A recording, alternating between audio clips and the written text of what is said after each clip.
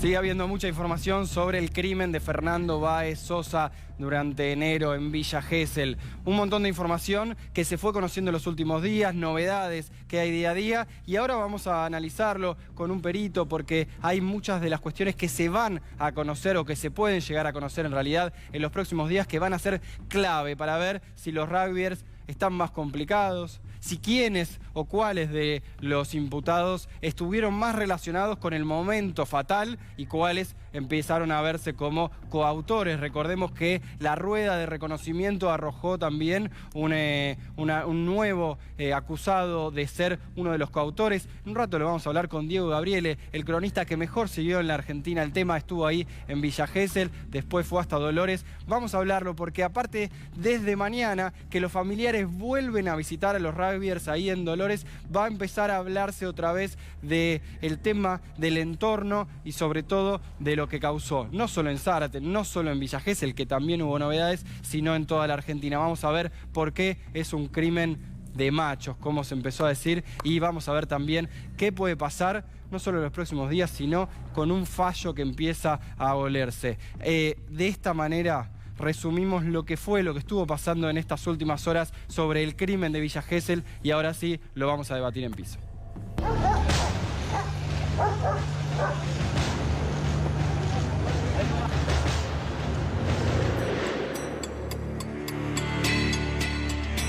Las pruebas, fundamentalmente este informe telefónico que se hizo sobre los teléfonos que se hizo en la Policía Federal, se encuentra en la sede de la Fiscalía, en un sobre cerrado, y bueno, va a ser abierto cuando la causa esté físicamente en este lugar. Es como tristeza, bronca, saber qué te está pasando, porque obviamente vos estás acá, estoy acá siempre y decís, ¿por qué me están culpando de algo que realmente no hice? No existe más la libertad condicional para las prisiones perpetuas. Hay mucha confusión sobre esto. No hay sobre más. Sobre la prisión perpetua nada, en Argentina. Adrián, hay que leer la ley, no hay que confundir nada. Si uno lee la ley, el artículo 14 del Código Penal se modificó hace 1 año y medio y dice, no se le concede la libertad condicional a los condenados por prisión perpetua. Más claro que eso, ¿qué quieren? ¿Por qué tanta confusión? No hay ninguna confusión. Hay que ver, hay chicos que, hay uno específicamente, Milanesi, que hasta ahora no se le pudo probar nada, absolutamente nada. Están esperando hoy... Que tampoco reconocieron. Que tampoco reconocieron y están esperando las pruebas de ADN de abajo de las uñas del fallecido Fernando para ver si tiene alguna ligazón con el ADN de este chico Milanesi. Lo que hablaron, sobre todo Comelli, que es muy conocido mío, es amigo de mi hermano, inclusive el papá de Enzo Comelli, que es uno de los detenidos, me dijo que no entendía por qué mi hijo estuvo detenido, un montón de cosas más, pero bueno, hasta que llegó el momento en donde me dijo, hablamos con los 10 chicos y ellos me juran y me perjuran que ninguno lo nombró a Pablo. En los videos se veía bien por ahí que yo no estaba. Y bueno, zapatilla, obviamente calzo 49-50 y yo tengo entendido, creo que era 43-42 la zapatilla que tenía sangre. Evidentemente es una circunstancia que califica el homicidio y creemos que también ha estado presente esa circunstancia, ¿no? El goce, el gusto de matar por matar. Nosotros hoy por el momento... y teniendo el representante del particular damnificado potestad acusatoria, vamos a pedir la prisión preventiva, mejor dicho, el procesamiento y prisión preventiva de los 10 detenidos.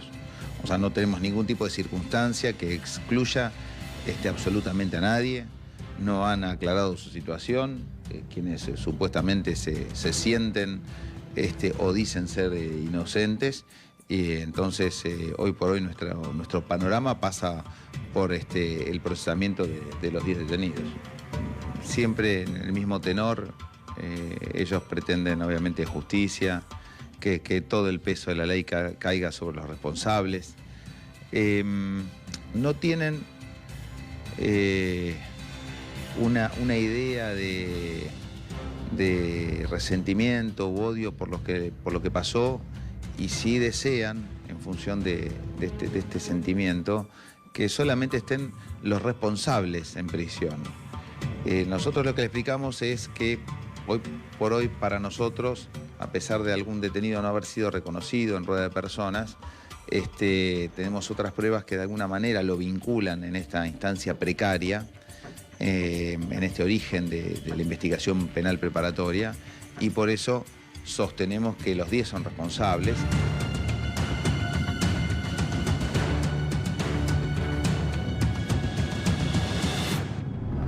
El crimen es el que más conmovió al país de los últimos tiempos y que claramente tiene muchas aristas para analizarlo y al menos para repasar. Muchas aristas que hasta hicieron que sea fílmico todo lo relativo a este crimen, el de Fernando Báez Sosa. El que estuvo ahí desde el primer momento es hombre de la casa, periodista de la casa, y quien mejor lo cubrió en la Argentina es Diego Gabriele, que está acá en Esto Recién Empieza. Y bueno, vamos a hablar un poquito. También estamos con Fero Soriano, periodista de Esto Recién Empieza, que estuvo en Zárate y que también siguió el tema, que, insisto, tiene un montón de novedades, un montón de aristas. Sobre todo en los próximos días van a dar a conocerse cuestiones claves, como por ejemplo empezó el peritaje para ver. Ahora entramos en detalles, pero si hubo un video, si ese video está, ahora Diego Gabriel y Fero Soriano nos van a aclarar sobre el momento fatal y si eso empezó a denotar lo que fue un crimen por placer. Diego, Fero, bueno, gracias por estar acá. Gracias. Diego, bueno, empecemos por esto, por favor. ¿Qué es un crimen por placer y en este caso qué les cambia a los imputados, no? En realidad el crimen por placer lo que busca es formar parte de un nuevo agravante. Lo que está intentando tanto la Fiscalía como la defensa del particular damnificado, en este caso Burlando, es presentarle al juez de garantía David Mancinelli la mayor cantidad de agravantes posibles y agravantes todos que prevean la pena de perpetua a los 35 años de prisión sin posibilidad de salir antes de que se cumplan esos 35 años, de modo tal que el juez tenga elementos o se quede con algunos de los elementos que se plantean. Ahora, ¿por qué surge lo del crimen por placer? Sí. Está tipificado en el nuevo Código Penal y, bueno, también prevé estos 35 años, pero lo que entienden es que hay en principio, y esto no está chequeado porque todavía la defensa recién acaba de hacerse del material que fue extraído de los teléfonos celulares. Recordemos, hay 10 teléfonos celulares que han sido... de alguna manera los tiene la policía secuestrados. Sí. Uno de ellos es el de Pablo Ventura. Falta solamente uno que es el de Ayrton Violás. Bien. En principio no tenía teléfono, pero hay 10 teléfonos. De esos 10 teléfonos se extrajo todo el material que se encontraba allí. No solamente lo que estaba activo, es decir, el material que se encontraba en los teléfonos, sino también lo inactivo, aquello que había sido borrado. Y ahí es donde me decías, este crimen por placer, ¿qué significa primero? Para terminar de entender qué es lo que está pidiendo. Significa que al matar se regodearon del hecho que estaban realizando. Que lo es decir, que disfrutaron. Por eso, homicidio por placer.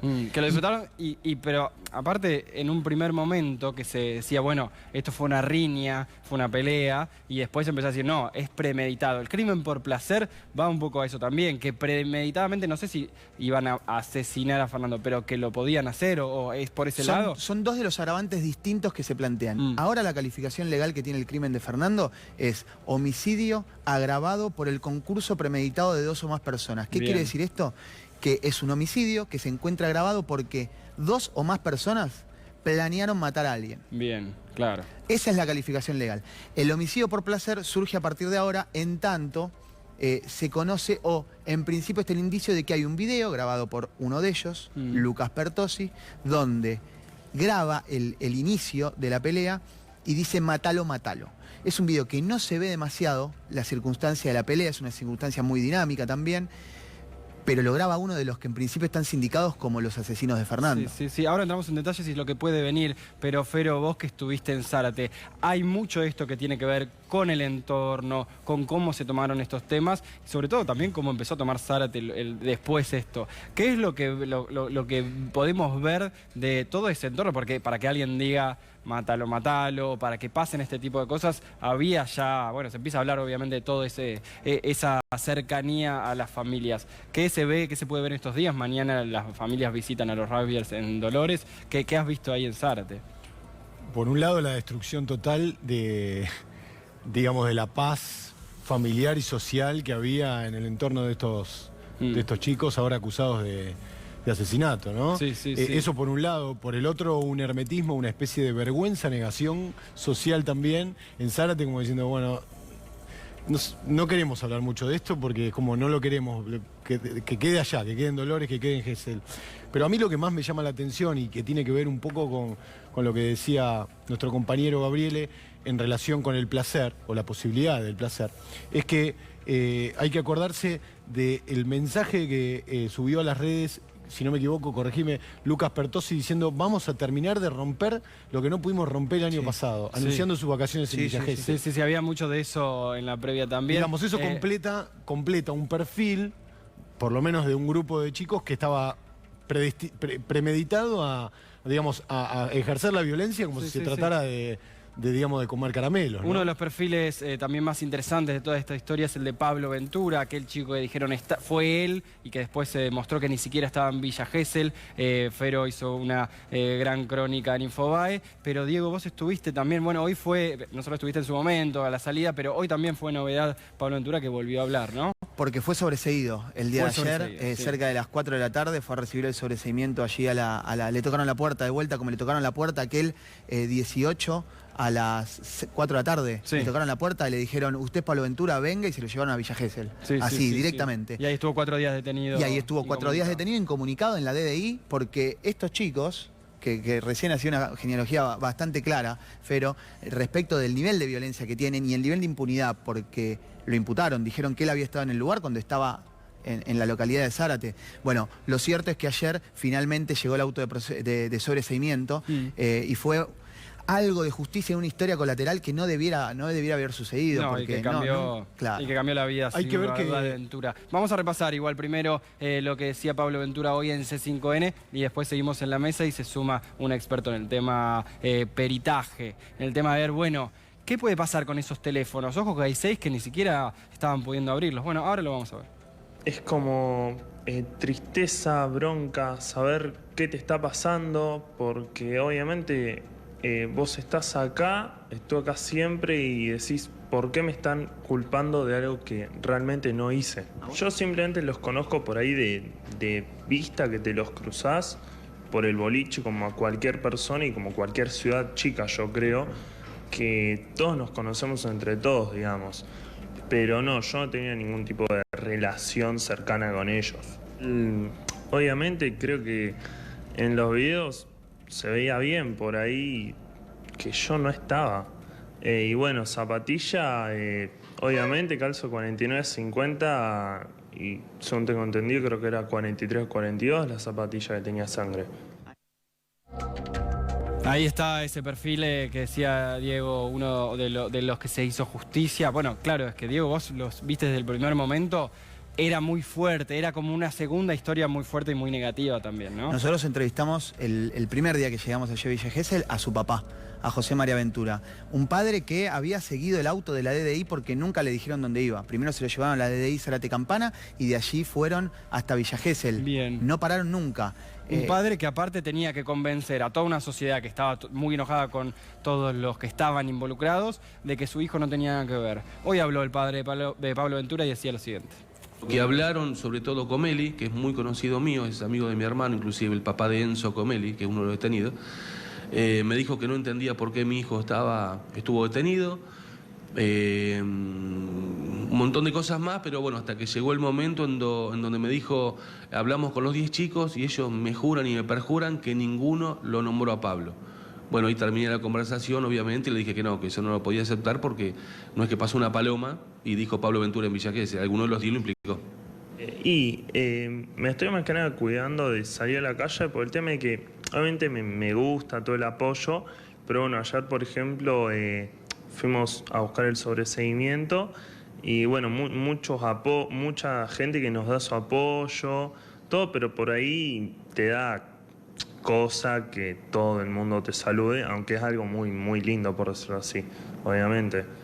Porque nunca, a mi manera, para mí, nunca hablé mal de ninguno de los 10, entonces no tendría por qué por ahí tener miedo. Pero aún así te terminaron metiendo preso 4 días. Sí, obvio, tal cual. Pablo Ventura y José María Ventura, el padre de Pablo, que claramente fue protagonista de toda esa primera etapa y que es protagonista de un hecho trágico también que Fero Soriano quiere contarnos. Casi trágico. Es el arrastre de una tragedia atrás de la otra, las cosas que pueden pasar por una injusticia o por cuatro... Sí, claramente la palabra trágico acá, pero bueno. 4 pibes que tiran el nombre de Pablo Ventura. Pónganse en esta situación. Le tocan el timbre de la casa de los Ventura porque Pablo vive con los padres. Pablo se va esposado y el padre sale atrás y lo sigue. ¿Qué le pasó a José María cuando llega a la rotonda de la ruta Zárate-Campana? Le explota una cubierta, pega 3 trompos con su auto, pierde el patrullero que se llevaba a su hijo y no se mató porque realmente tuvo mucha suerte. Después arrastró la desesperación de tener que volver a arreglar el auto y no saber a dónde se iba su hijo. Estuvo 9 horas José María Ventura para saber dónde estaba Pablo en ese lapso. Podría haber terminado una doble tragedia. Sí, ¿no? sí, vieron que este tema tiene muchas aristas, va a seguir siendo uno de los temas del año, claramente. Diego, vos también tenés un montón de puntitas para contarnos, pero esto que me decías recién, que también acaba de mencionar Fero, en la vida de Pablo Ventura tuvo, o en la vida, en la vida que siempre le hacían este bullying hardcore, acá su hecho más fuerte. Sí, sí, y terminaron haciendo que pierda 4 días de su vida incomunicado en una DDI, preso. Hasta los propios policías de la DDI le decían al padre esta frase: es más bueno que la miel tu hijo, no puede haber tenido nada que ver. Los policías le decían porque él estaba en la DDI, que se encuentra, es un apartado que está justo al lado de la comisaría de Villa Gesell, donde estaban los 10 detenidos. Entonces, los policías rápidamente se dieron cuenta en quiénes eran los violentos y quién era Pablo Ventura, un pibe que es tan bueno que todavía no cayó en lo que le pasó. Sí, en el declaracionismo que hubo después de todo lo relacionado con la familia y con los Rabier en sí, y se fue complicando, hablando de esto fue una tragedia, esto no fue un asesinato. Vamos a sumar a la mesa a un perito forense para, bueno, va a tratar de ver qué es lo que viene, cómo se empieza a analizar. Fernando Cardini, muchas gracias por venir a Esto Recién Empieza. Y bueno, hay un montón de preguntas, pero principalmente, ¿qué es lo más importante que queda por saberse y que va a poder verse, suponemos, en los próximos días, semanas? Bueno, mañana tal vez estén parte de los resultados de las expediciones informáticas, que son fundamentales, pero también está todo el tema de rastros que tratan de corroborar la participación de cada uno, entendiendo, por ejemplo, a través de sus ropas, de sus zapatillas y otros elementos en el cual hubo intercambio entre víctima-victimario, el rol de cada uno.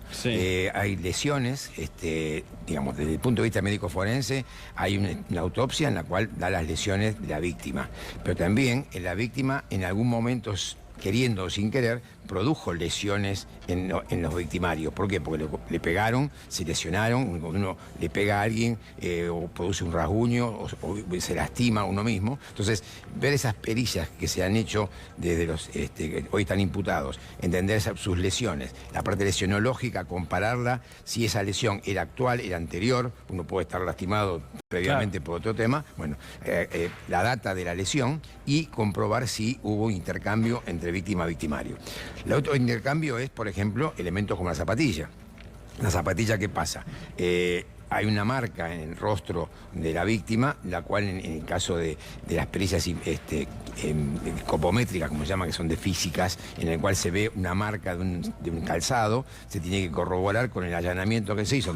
Se secuestraron un montón de calzados y de ropas, cuál de esos calzados corresponde a esa lesión, a esa marca, y luego decía a quién corresponde. O sea, pensemos que hoy el tema es, a diferencia de otras investigaciones criminales, tenemos el quién fue el que lo cometió, los quiénes, pero muchas veces uno está buscando quién violó, quién mató, quién robó. Acá tenemos el quién, pero tenemos que tener las pruebas para llevar a juicio, porque lo que condena no es un fiscal ni un juez, condenan las pruebas, el nuevo sistema judicial. Y tener y saber cada prueba cómo se machea con cada hipótesis de quién estuvo ahí, quién pegó la patada, quién pegó el golpe, quién filmó, quién gritó, quién estaba digamos, evitando que otros defendieran al chico. O sea que hay una serie de puntos de pericia para entender ese rompecabezas que es la investigación criminal, para poder decir, bueno, cada uno cuál fue su participación. Por otro lado, hay un montón de otras pericias que tienen que ver con la parte criminológica, o sea, el perfilamiento de cada uno de ellos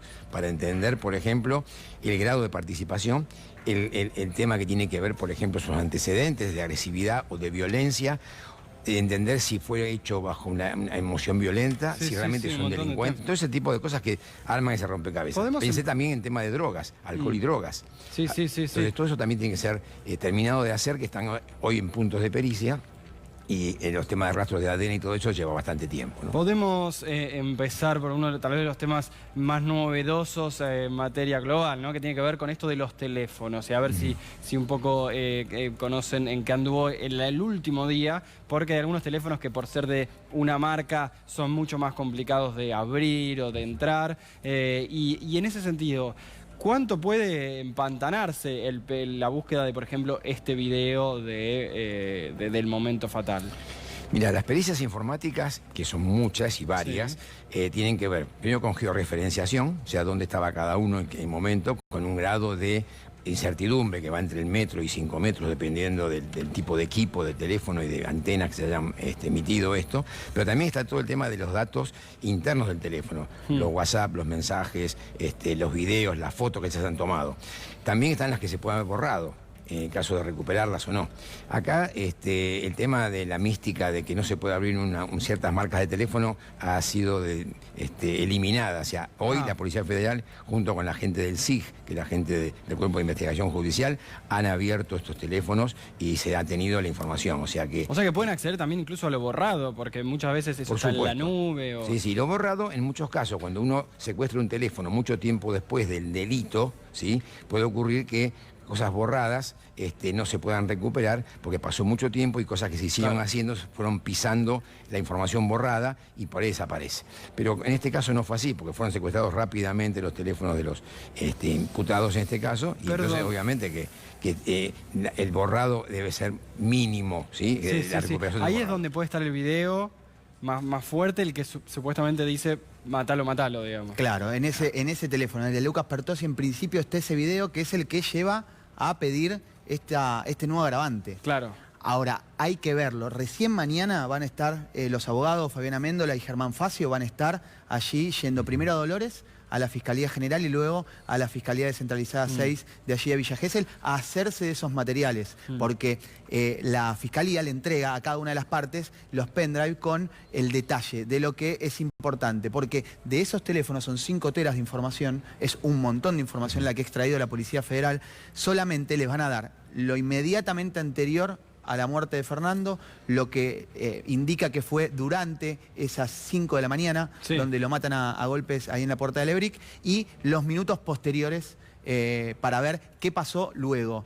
En lo anterior se ve que en principio Lucas Pertossi graba pidiendo que lo maten. Pidiendo que lo maten. En un rato hace su debut en esto, recién empieza Alejandra Malem, que es periodista y que nos va a contar justamente por qué empieza a verse en algunos lados como, bueno, esto fue un crimen de machos. Hay mucho alrededor de este tema que va a seguir sabiéndose, que va a seguir profundizándose, y repasábamos recién las claves con la experiencia. ¿Hay alguna clave que parezca que no se esté revisando? No sé, el horario o lo que hicieron justamente después los rugbyers del asesinato. ¿Hay algo que esté faltando, les parece, o todavía se está atacando? El abogado estaba informando hoy, por ejemplo, que están pidiendo pericias de conducta, o sea, para entender un poco psicológicas y psiquiátricas, y inclusive se pueden asociar a esas pericias sociológicas y grafológicas. ¿Por qué?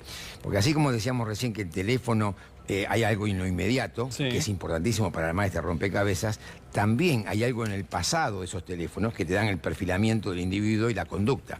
Cuando vos en un teléfono pones un me gusta, pones un mensaje o algo, estás dando tu opinión y estás dando tu personalidad en lo que estás haciendo. Y eso puede ser agravante, supongo, pero no sabía que se... O sea, si yo quiero saber si tu personalidad es, no sé, por un partido político, por un tema religioso, por un tema de género o algo. Yo, buscando tu teléfono, tus fotos, claro.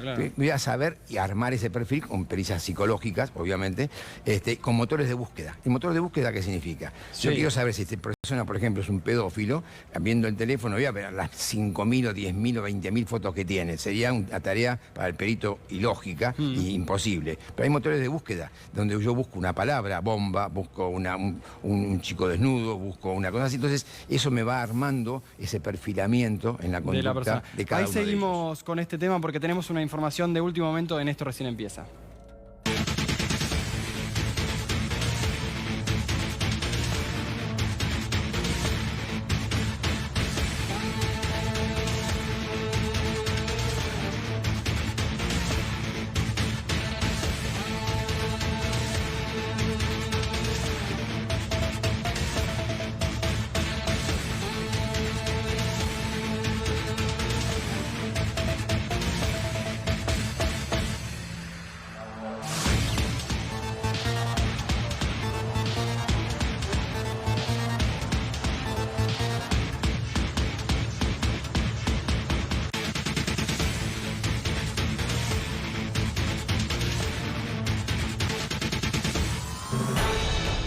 Alerta en C5N, se conoció un video de una nueva pelea de los imputados, de los rugbyers, de los protagonistas de esta historia, pero en 2019, en Zárate, en su ciudad natal. La información con Diego Gabriele.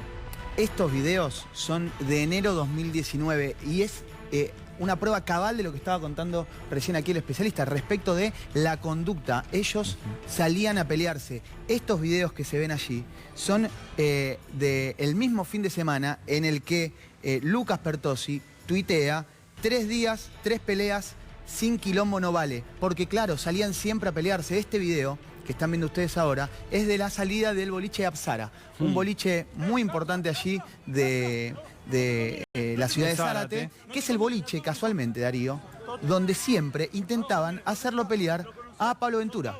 Ahí lo pinchaban. Ahí lo pinchaban todo el tiempo para que pelee. Nunca sucedía porque Pablo Ventura no se enganchaba, pero se peleaban con otros. Y estas son las imágenes que muestran la conducta de estos chicos que iban a los boliches a pelearse. Bueno, en Villa Gesell terminaron matando. En este tipo de conductas evidentemente se repetía, pero aparte este video que se acaba de conocer, que están viendo, que trajo Diego Gabriele a C5N, es un video que demuestra algo que ellos en su declaracionismo, cuando lo hacían, cuando declaraban a través de las redes sociales, también arengaban este tipo de comportamiento, y me parece bastante fuerte. Y ahora le quiero preguntar a Fero sobre lo que acaba de decir Diego. Lo querían pinchar a Pablo Ventura. Pablo Ventura y el padre, José María Ventura, dijo, siempre le hacían estas travesuras a mi hijo. Bueno, si calificaban esto de travesuras, me imagino que en el pasado también tenían comportamientos similares. Bueno, Zárate, Fero, la ciudad ahí donde se vio todo, básicamente. Sí, Pablo tuvo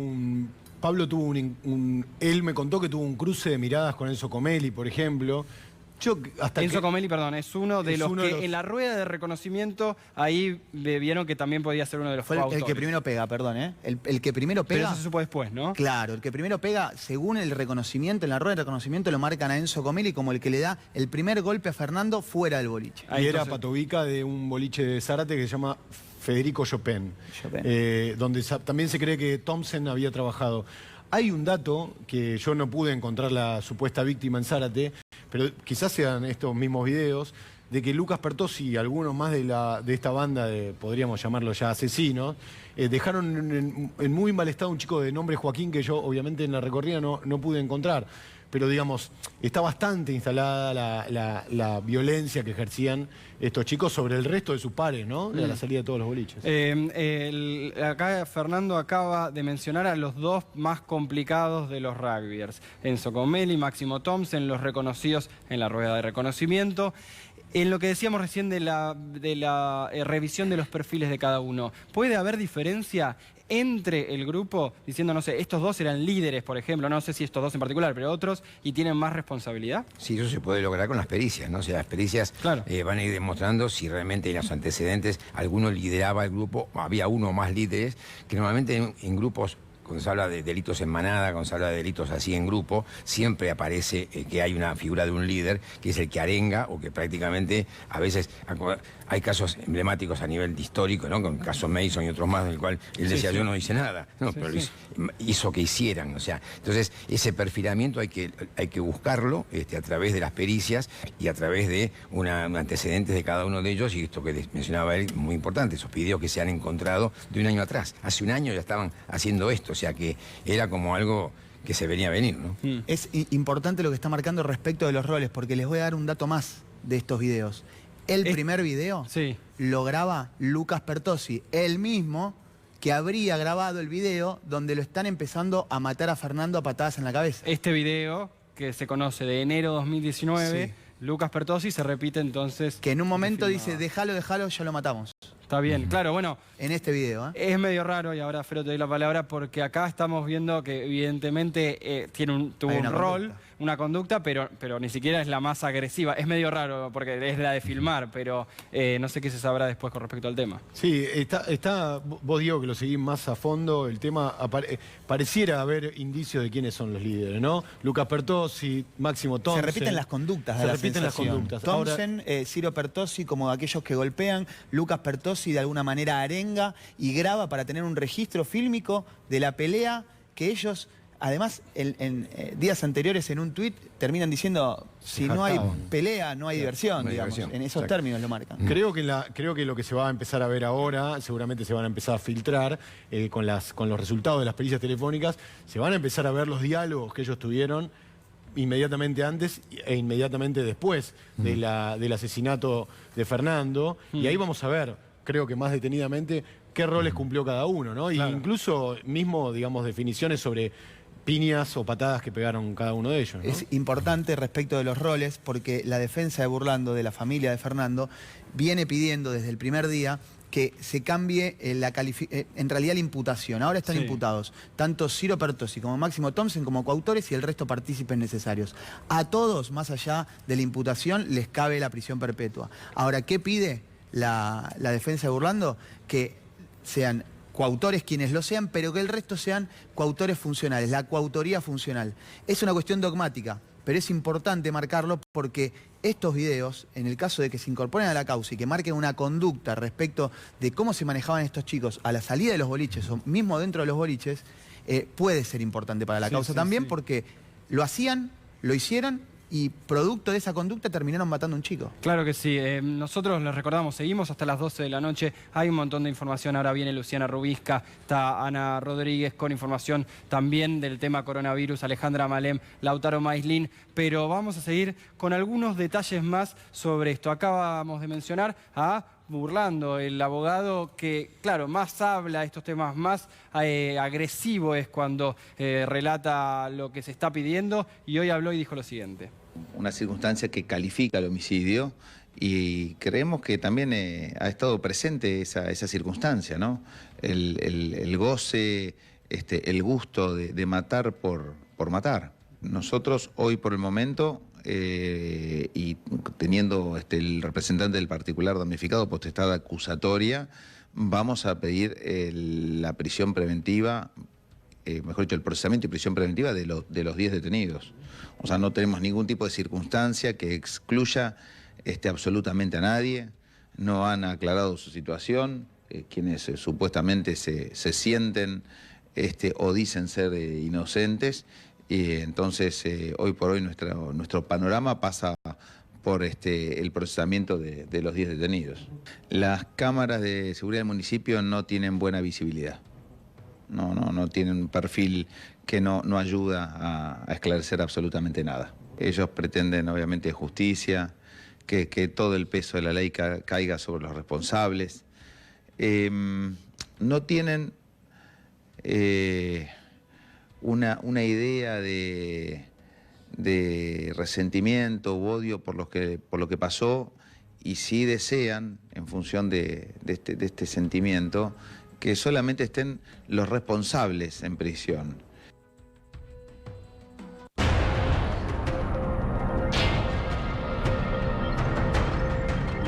Hasta las 12 de la noche esto recién empieza, y una mesa que recién estábamos tratando de ver los detalles y lo que puede venir. En un rato seguimos con la mesa, con el perito experto Fernando Cardini, con Fero Soriano, con Diego Gabriele, pero queríamos aportar una visión distinta sobre este crimen que tanto conmocionó al país y que tiene muchas aristas para analizar. Una de ellas que tiene que ver, bueno, hablábamos del perfil recién. Bueno, se empezó hace algunos años a ver qué componente de machismo patriarcal tienen muchas de las cuestiones que pasan en el mundo y en la Argentina, y este crimen, claro que tiene mucho de eso. Es el debut en esto recién empieza de Ale Malem, que nos acompañará este año, periodista, y que bueno, nos vas a explicar un poquito cómo ver de esta otra manera este caso, ¿no? Sí, más que nada, gracias, Darí.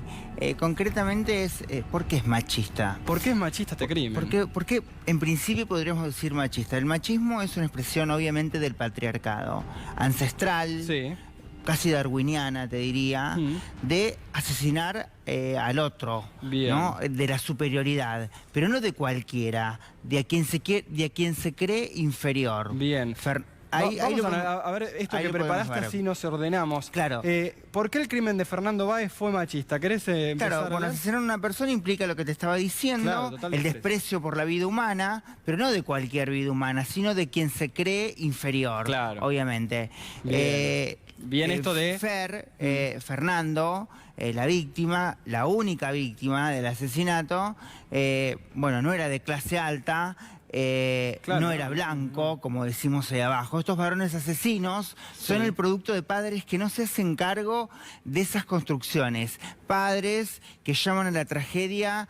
llaman tragedia al asesinato. Yo lo escuchaba el otros días el padre cuando Diego le hacía la nota, Diego Gabriel le hacía la nota a uno de los padres de los chicos, de los asesinos, y decían...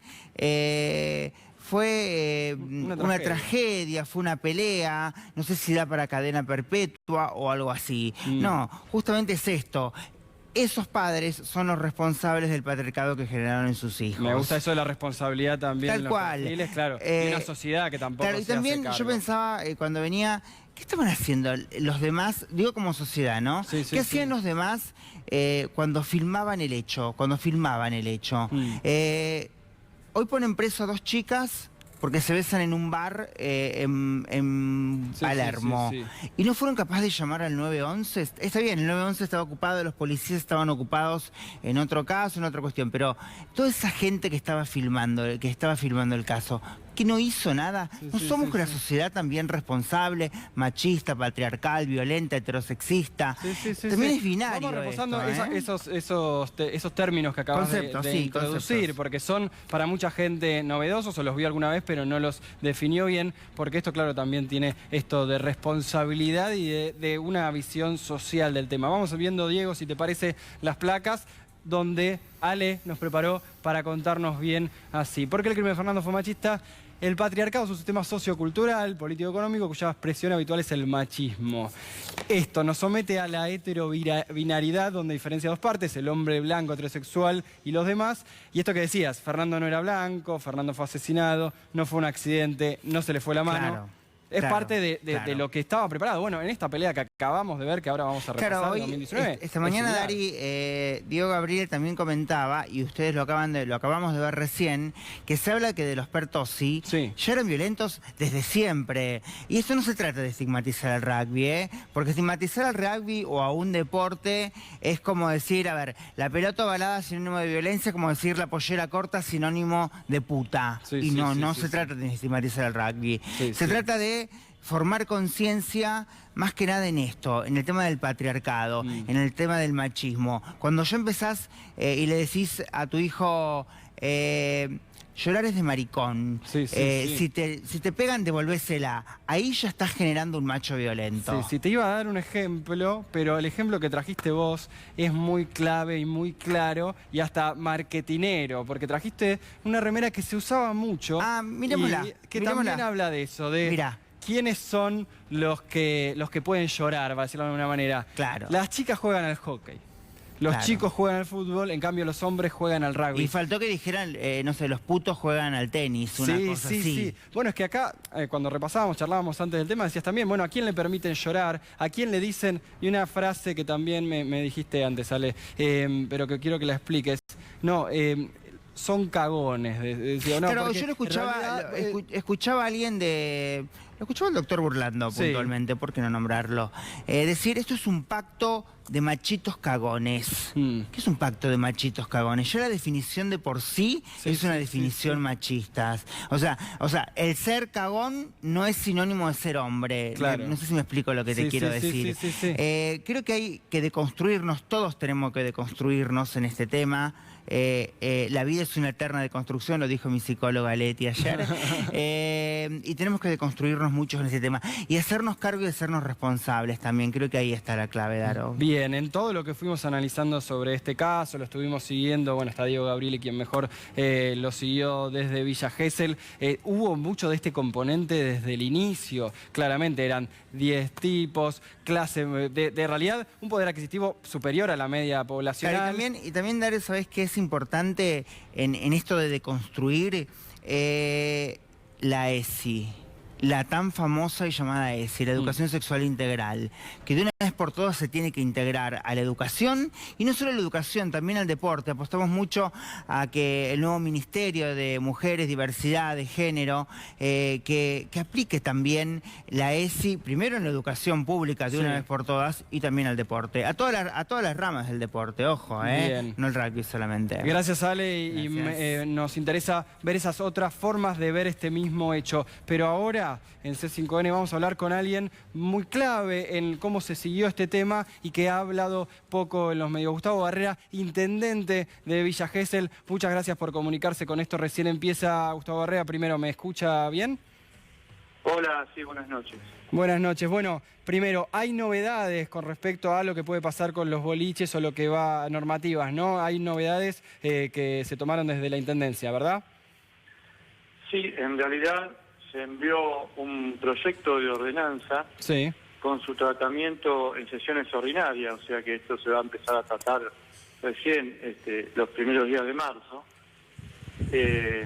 con el motivo de estudiar si es conveniente o no seguir manteniendo las discotecas que están habilitadas en Villa Gesell, en la zona que están, y cómo se pueden reubicar o no, ¿no? Esto es motivo de estudio del Consejo Deliberante y la ordenanza en realidad tiene su objetivo.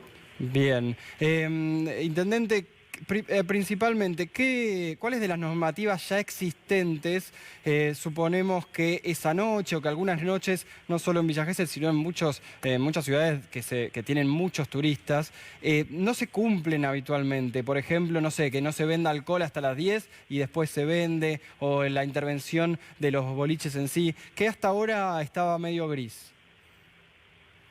No, nosotros tenemos un cuerpo de inspectores que ha realizado diferentes intervenciones y clausuras a comercios y otros sectores más de Villa Gesell que han clausurado por diferentes normativas y violaciones a diferentes leyes.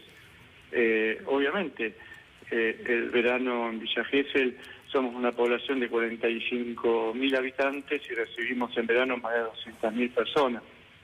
El absoluto control sobre todos los comercios y todos los negocios de Villa Gesell a veces se dificulta, ¿no? Pero bueno, el cuerpo de inspectores funciona y ha realizado diversas operaciones e inspecciones. Barrera, ¿qué tal? Lo saluda Diego Gabriele. Nosotros hemos charlado allí en Villa Gesell algunas horas después de la muerte de Fernando y se han tomado medidas. Primero respecto de la venta de alcohol en la vía pública, un decreto que luego la ordenanza terminó haciendo que los controles sean más exhaustivos, y ahora este intento de que no haya más boliches en Villa Gesell. Mi pregunta va respecto de en lo que ustedes han trabajado, que han trabajado mucho. ¿Cuáles fueron las causas por las que termina muriendo Fernando que se podrían haber evitado de alguna manera desde lo político? Porque los boliches existieron siempre en Villa Gesell y nunca habían matado a un chico de la forma en que lo mataron a Fernando. Mire, los protocolos habían 5 policías de infantería frente a la confitería que se alejaron en un momento alrededor de 2 o 3 minutos, que fue cuando sucedió este homicidio. En realidad la ambulancia llegó a tiempo, los protocolos para nosotros estaban funcionando. El tema es que acá hubo una cuestión muy particular donde a Fernando, cuando estaba en el momento que estaba tomando un helado, fue agredido brutalmente, ¿no? Fueron 30 segundos el hecho en sí que terminó con el asesinato de Fernando. Intendente, buenas noches. Fernando Soriano nos saluda. Unos días después de este terrible crimen, leía a Guillermo Sacomano, escritor que vive en Villa Gesell, seguramente usted lo conoce, que decía que, bueno, el negocio, digamos, de la fiesta, de la diversión de los jóvenes, era muy importante para la economía de Villa Gesell. Este cierre como consecuencia de la tragedia, porque si no, obviamente no hubiera ocurrido, está la clara, siempre pasa lo mismo.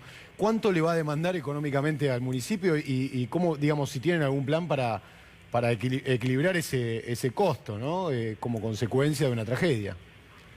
Mire, acá también intervienen otros factores, no solamente el asesinato de Fernando, sino en la ubicación de las discotecas, ¿no? Tenemos discotecas que están ubicadas en pleno centro, que molestan y de sobremanera a nuestros vecinos, que no les permiten pernoctar tranquilamente.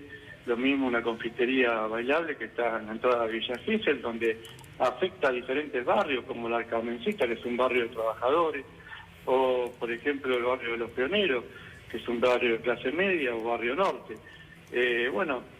No solamente el tema de la violencia está involucrado en el estudio de erradicar o no la discoteca de Villa Gesell, sino varios factores, ¿no? Y aparte también debemos analizar todos los geselinos qué clase de turistas queremos recibir y qué servicios debemos brindarle a cada uno de ellos. Me parece que la discusión pasa por ahí y bueno, vamos a tener seguramente este año legislativo para analizar todas estas cuestiones y ponernos de acuerdo para ver qué clase de municipio queremos y cómo los jóvenes pueden disfrutar de la temporada, porque no solamente pueden disfrutarla en una discoteca, nosotros organizamos acá diversos festivales que son gratuitos en nuestra Plaza Primera Junta o en el Polo Cultural Sur, donde también los jóvenes disfrutan y hay diferentes formas donde los jóvenes pueden pasar bien su temporada, no solamente yendo a una discoteca. Barrera, usted dio a entender recién, corríjame si entendí mal, que podrían llevar los boliches a una zona fuera, digamos, del casco urbano de Villa Gesell, porque eso también traería el problema de cómo se mueven esos chicos, ¿no? Alcoholizados y todo. Bueno, aquí, por eso lo que le estoy diciendo, que esto va a ser motivo de análisis a partir del 1 de marzo en el Consejo Deliberante, donde vamos a tener que llamar a varios protagonistas, vamos a tener que llamar a instituciones intermedias, a vecinos, escucharlos, ¿no?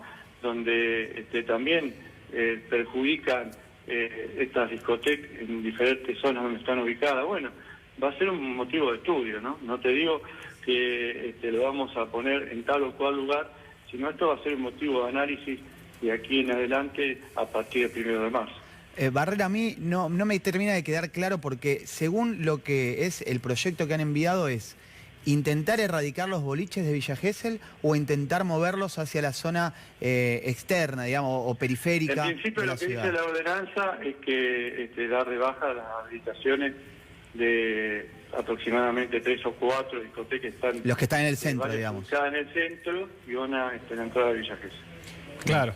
Es algo que, Barrera, entiendo que Villa Gesell se nutrió de una prohibición que introdujo Pinamar hace unos años, ¿no? Digamos, a mí me ha tocado cubrir muchas temporadas de verano en los últimos años y los chicos dejaron de veranear en Pinamar o se trasladan los de Pinamar a Villa Gesell. Eso, digamos, en este caso cambiaría. Usted se refiere a los boliches que se reían, son Lebric, que está en Buenos Aires y La 3, Pueblo Límite, que está en la entrada de Villa Gesell. ¿Usted se refiere a esos particularmente? Y esos son los principales, sí. Claro, habría Pero bueno, los otros boliches, bueno, Dixie también es otro de los boliches, claro. Pero porque Pueblo Límite se encuentra en una zona que donde la habilitación sería la correcta, no tiene los problemas que tienen los otros boliches. Si yo no me equivoco, usted por supuesto siendo intendente lo tiene mucho más claro que yo. Para entender yo creo la sí configuración. Que yo creo que también tiene problemas esta discoteca que usted denunció, porque le causa muchas molestias a los vecinos. No solamente se tiene que pensar en los jóvenes, sino aquellas familias que vienen a veranear y pasarla bien, y aquellos vecinos que viven todo el año en Villa Gesell que también necesitan descansar por la noche, porque muchos de ellos realizan sus actividades desde horas muy tempranas, 5 o 6 de la mañana, y a veces no pueden dormir. Intendente, y una más para cerrar, tiene que ver con un resumen de todo lo que estuvo pasando. ¿Usted espera desde el resto de la política, el oficialismo, la oposición, a nivel nacional, a nivel provincial, otro tipo de respuesta que no hayan dado? Bien, yo siempre vengo diciendo desde un primer momento que también esto es una cuestión de cultural, esto es una cuestión de principios y valores, y nosotros me parece que también como sociedad debemos darnos este debate, ¿no?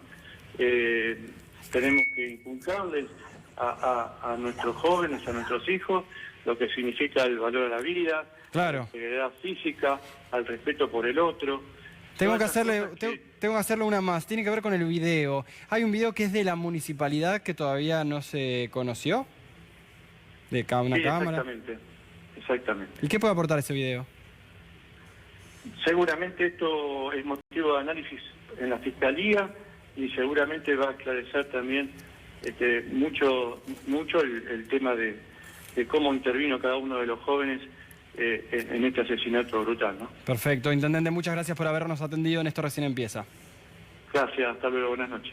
Le dijimos, vamos hasta las 12, hay un montón de información. Viene Luciana Rubisca, Lautaro Mailin, está Ale Malén, Fero Soriano, Diego Gabriel, Anita Rodríguez y también muchos invitados.